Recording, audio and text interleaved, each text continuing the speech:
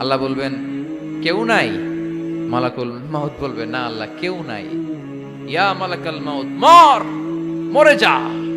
তুমি মরো শোনার সাথে সাথে মালাকুল মাউতের কাঁপুনি ছুটে যাবে, খিঁচুনি এসে যাবে ভয়ে। মালাকুল মাউত এক বিকট চিৎকার হাঁকিয়ে মরে যাবে।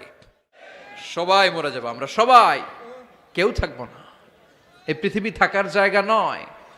কিয়ামতের সময় আল্লাহ তাআলা মালাকুল মাউতকে বলবেন সবার রূহ কবজ করে ফেলো, সবার, কেউ থাকবে না, সবার রূহ কবজ হয়ে যাবে। আল্লাহ মালাকুল মাউতকে বলবেন মালাকুল মাউত কি অবস্থা? বলবে সব শেষ। মাইয়াবকা, কে বাকি? মালাকুল মাউত বলবে জিনেরা বাকি, যাদেরকে দেখা যায় না। আল্লাহ বলবেন জিনদেরকেও শেষ করে ফেলো, রূহ কবজ করো। মালাকুল মাউত আজরাইল জিনদের রূহ কবজ করবে। আল্লাহ এবার জিজ্ঞেস করবে ইয়া মালাকাল মাউত আখবিরনি মাইয়াবকা, এবার বলো আর কে বাকি? মালাকুল মাউত বলবে আল্লাহ মানুষগুলো সব শেষ, জিনগুলাও শেষ, এবার বাকি ইবলিস শয়তান। কে বাকি? ইবলিসরেও শেষ করো।